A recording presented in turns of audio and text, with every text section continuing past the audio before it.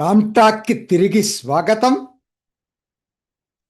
నిన్న times of India report అసలు దిగ్భ్రాంతి. ఇన్కమ్ ట్యాక్స్ చేసినటువంటి దర్యాప్తులో ఫుడ్ అండ్ బెవరేజెస్ రెస్టారెంట్స్ 70,000 కోట్ల రూపాయలు 19-20 ఆర్థిక సంవత్సరం నుంచి ఇప్పటిదాకా చూపించకుండా దాచిపెట్టాయి. ఇది దాని సారాంశం. చాలా ఉంది దీంట్లో. దీని సారాంశం అసలు అది ఎలా సాధ్యం? మరి వాళ్ళు చెప్పేది ఏంటి తెలుసా? ఇంకొక విషయం, ఈ బిల్లింగ్ సాఫ్ట్వేర్ ప్రోగ్రామ్ కేవలం 10%కు సంబంధించిందే. అంటే ఇంకా ఇటువంటి సాఫ్ట్వేర్ ప్రోగ్రామ్స్ చాలా ఉన్నాయి. వాటిని కూడా ఎనలైజ్ చేసేటట్టయితే మొత్తం అసలు పెద్ద తేనె తుట్టే ఇది. మేము పరిశోధించిన ఈ బిల్లింగ్ సాఫ్ట్వేర్ వరకు చూసుకుంటేనే 70,000 కోట్ల సేల్స్ చూపించకుండా పన్నులు ఎగేశారు. ఇది ఒక రెస్టారెంటు 2 రెస్టారెంట్లు కాదు, దేశవ్యాప్తంగా ఉన్న రెస్టారెంట్లు అన్నీ చేసినాయి పని. ఎలా సాధ్యం? ఇప్పుడు ఎవరో క్రిమినల్ బెంట్ ఆఫ్ మైండ్ ఉన్న వాళ్ళు ఒకరు చేశారంటే అర్థం ఉంది. మరి దేశం మొత్తం కూడా ఈ సాఫ్ట్వేర్ ఉపయోగించేటువంటి అన్ని రెస్టారెంట్లు ఎలా సాధ్యమైంది? ఇది ఇంకా ప్రోబ్ చేయాలి. వాళ్ళు చెప్పింది ఏంటంటే, మేము చేసిన దాన్ని బట్టి వచ్చినటువంటి ఫలితం ఇది, దాన్ని ఫిజికల్గా కూడా వెరిఫై చేసుకున్నామని చెప్పుకొచ్చారు వాళ్ళు. అసలు ఎందుకు జరిగింది ఇలా? ఇప్పుడు దీనికేదో ఉండాలి కదా వెనక. మరి అన్ని రెస్టారెంట్లు ఎట్లా వాడినాయి ఈ సాఫ్ట్వేర్ వాళ్ళు? అంటే సాఫ్ట్వేర్ వాళ్ళే రెస్టారెంట్లకి వాళ్ళ ప్రమోషన్ కోసం అని చెప్పి మీరు ఇలా చేయొచ్చని చెప్పి ముందే ప్రమోషన్లోనే చెప్పుకుంటా వచ్చారా? లేకపోతే రెస్టారెంట్ ఓనర్లు ఒకరిని చూసి రెండో ఒకరు వర్డ్ ఆఫ్ మౌత్ క్యాన్వాస్ జరిగిందా? తెలియదు మనకి. నిన్న వచ్చిన వార్తలు అవన్నీ ఏం లేవు. నిన్న వచ్చిన వార్తలో మోడస్ ఆపరెండి ఏంటో వచ్చింది. ఎట్లా జరుగుతుంది ఇది మీకు ఎలా అంటే, ఇక్కడ ఇంకొక విషయం ఉంది. మరి మనం రెస్టారెంట్కి వెళ్ళినప్పుడు మనకి ఒక బిల్ తీసుకొచ్చి ఇస్తారు. అది సాఫ్ట్వేర్లో ఇవ్వచ్చు, లేకపోతే మామూలుగా కూడా ఇవ్వచ్చు. మనం కార్డు ఇచ్చేవాళ్ళు కార్డు ఇస్తారు, యూపీఐ పేమెంట్ చేసేవాళ్ళు చేస్తారు, లేకపోతే క్యాష్ ఇచ్చేవాళ్ళు చేస్తారు. అక్కడ ఎక్కడ ఏమీ తేడా రావట్లేదట. అది యాజ్ ఇట్ ఈజ్గా ఎంత వసూలైందో చూపెడతా ఉంది. ఎందుకని? అది ఓనర్స్ ఉండరు కదా, చాలా రెస్టారెంట్స్లో ఓనర్స్ ఉండరు కదా. సో కాబట్టి అంతవరకు పర్ఫెక్ట్గానే జరుగుతూ ఉంది. సో ఎక్కడ మొదలవుతుంది ఇదంటే బ్యాక్ ఆఫీసులో మొదలవుతుంది. ఓనర్సు ఇది నేను అనుకోవటం ఖచ్చితంగా ఏదో ఆర్గనైజ్డ్ దీంట్లో ఇన్ఫర్మేషన్ లేకుండా జరగదు. బ్యాక్ ఆఫీసులో ఏం జరుగుతుంది, దీన్ని డిలీట్ చేస్తూ ఉంటారు. ఓనర్ అంటే ఓనర్ కూర్చొని చేయడు కదా, ఓనర్ కనుసన్నల్లో బ్యాక్ ఆఫీసులో జరుగుతుంది. కొన్ని మోడస్ ఆపరెండి కొన్ని రెస్టారెంట్లు ఏం చేస్తున్నాయి, చాలా తెలివిగా యాక్ట్ చేసామనుకొని చెప్పి క్యాష్ ట్రాన్సాక్షన్స్ వరకు డిలీట్ చేస్తున్నారట. ఇట్లా అన్నీ ఉన్నాయని చెప్పాను కదా. క్యాష్ ట్రాన్సాక్షన్స్ వరకు డిలీట్ చేస్తున్నారట. ఎందుకంటే ట్రేస్ అవుట్ లేదు కదా, డైరెక్ట్ క్యాష్ ఇచ్చింది కదా. క్రెడిట్ కార్డులు తర్వాత ఎక్కడైనా బయటపడవచ్చు అని చెప్పి ఇది చేశారట. కొన్ని చోట్ల ఏం చేస్తున్నారు, తెలివిగా కొన్ని రోజులో 15 రోజులు, నెల రోజులు ఇలా ఒమిట్ చేసి మిగతా చూపిస్తున్నారు. మొత్తం మీద ఏంటంటే ఇది చూపించడం అయితే నిజం, సేల్స్ తగ్గించి చూపించడం అయితే నిజం. దీనికి మరి వీళ్ళు ఎలా కనిపెట్టారు? ఇది కూడా చాలా ఇంపార్టెంట్. కనిపెట్టడం దగ్గరకు వచ్చేసరికి ఇప్పుడు ప్రస్తుతం మనకి ఏఐ ఇంపాక్ట్ సమ్మిట్ జరుగుతుంది. ఇంకా నిన్నొచ్చిన వార్త కాబట్టి ఆ సమ్మిట్లో దీని మీద జరగకపోవచ్చు, కానీ చర్చ అసలు ఏఐ వలన వచ్చిన ప్రయోజనం ఏంటో అర్థమవుతుంది. బిగ్ డేటా ఎనాలసిస్ వలన వస్తున్న ప్రయోజనం ఏంటో అర్థమవుతుంది.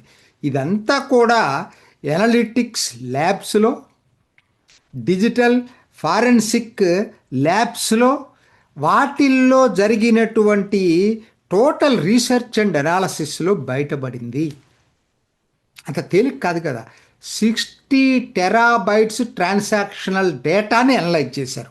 ఎంత పెద్ద చిన్న విషయం కాదు అది. 1,00,000 రెస్టారెంట్లకు సంబంధించిందట. 60 టెరాబైట్స్ ట్రాన్సాక్షన్స్ డేటాని అనలైజ్ చేశారు.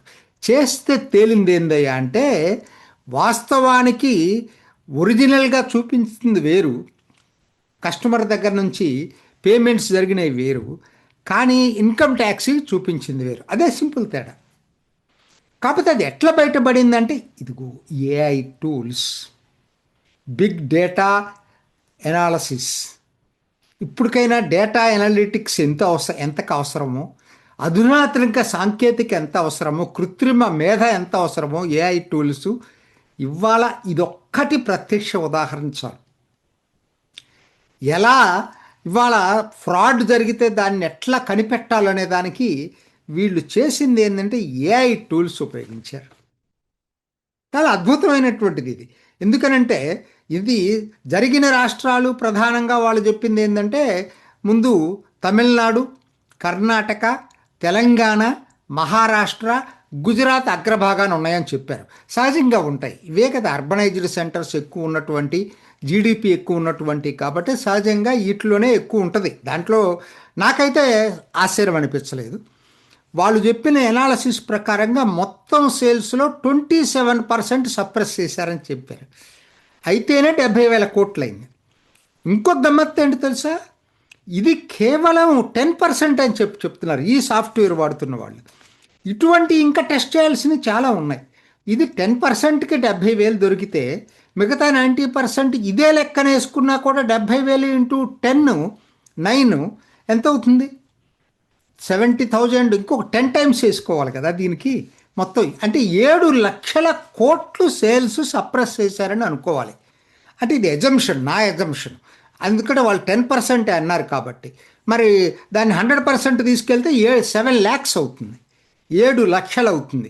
7 లక్షల కోట్ల మీద ఎంత పన్ను చెల్లించాలి?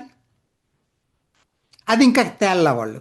పన్ను ఎంత దీని మీద, దానికి పెనాల్టీ ఎంత, ఇన్నాళ్ళ నుంచి వాళ్ళేం జైల్లో పెట్టకపోవచ్చు ఇప్పుడు. ఎందుకంటే ఇప్పుడు వచ్చిన చట్టాల్లో వచ్చిన మార్పులు, డబ్బులు పెనాల్టీతో సహా డబ్బులు కట్టించుకుంటే సరిపోతుంది. కనీసం ప్రభుత్వానికి చాలా వస్తుంది కదా డబ్బులు ఇప్పుడు.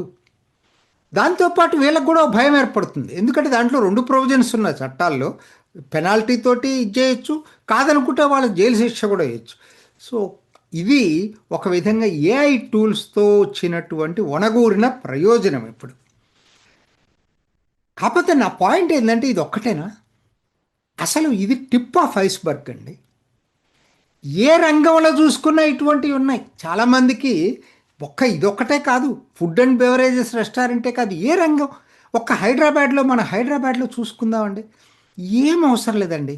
ప్రాపర్టీ ట్యాక్స్, అసలు వస్తున్నటువంటి బిల్డింగ్స్, ఇప్పటికే ఉన్నటువంటి బిల్డింగ్స్, మీకు కొత్తగా డెవలప్ అయిన Jubilee hills, Banjara hills, Madhapur, Manikonda, మీకు ఇవన్నీ ఇప్పుడు కొత్తగా వస్తున్న కోకాపేట, నార్సింగి, ఫైనాన్షియల్ డిస్ట్రిక్ట్స్, ఎక్కడైనా చూడండి, కొండాపూర్, ప్రాపర్టీ ట్యాక్స్ కరెక్ట్గా ఎనాలైజ్ చేస్తున్నారా, అసెస్మెంట్ చేస్తున్నారా?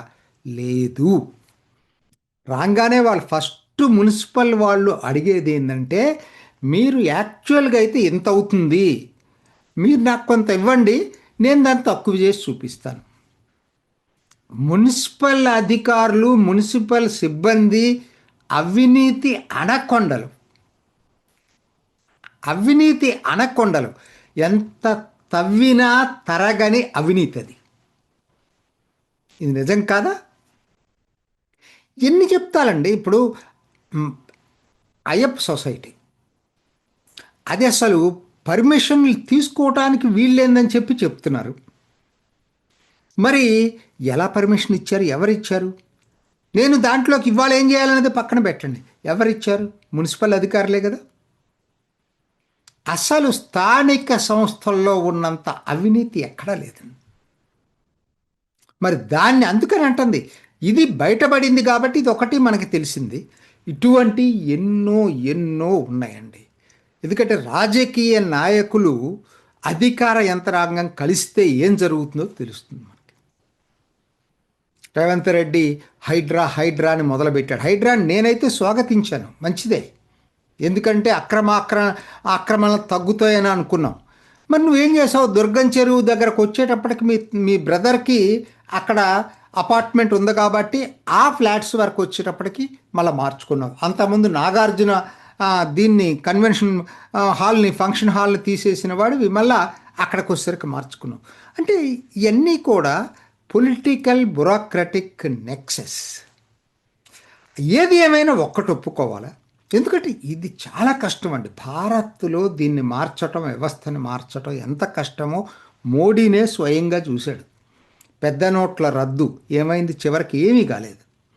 ఎందుకంటే చాలా స్మార్ట్, మనం అందరికన్నా స్మార్ట్గా యాక్ట్ చేస్తాం. ఎందుకంటే ఎవ్వరూ కాదు కాబట్టి అందరూ దీంట్లో భాగస్వాములే. బట్ ఏది ఏమైనా ఇవాళ బయటపడిన దాన్ని మాత్రం స్వాగతిద్దాం. వ్యవస్థ అట్లా ఉందని చెప్పి ఇవాళ మరి అధికారులు బయట పెట్టారు కదా. ఇది దీంట్లో కొంత పర్సంటేజ్ ఈరోజు కూడా కొంత ఆ నిజాయితీ ఉంది కాబట్టి అది బయటకు వచ్చింది కదా. వాళ్ళని అభినందిద్దాం. ముందు ఇన్కమ్ ట్యాక్స్ అధికారుల్ని ఇలా ఇటువంటిది బయట పెట్టినందుకు మనం అభినందిద్దాం. దానికి మరి ఫాలో అప్ యాక్షన్ ఉంటుందో లేదో వేచి చూద్దాం. ఇది ఈనాటి రామ్ టాక్. ఇంకొక ఎపిసోడ్లో మళ్ళీ కలుసుకుందాం. నమస్తే. చూసారు కదండి, మరి ఈ వీడియో కనుక మీకు నచ్చినట్లయితే ఒక లైక్ కొట్టేసి మీ అభిప్రాయాన్ని కూడా కామెంట్ బాక్స్లో తెలియజేస్తూ ఇలాంటి ఇంట్రెస్టింగ్ అప్డేట్స్ కోసం మా ఛానల్ని సబ్స్క్రైబ్ చేసుకోండి.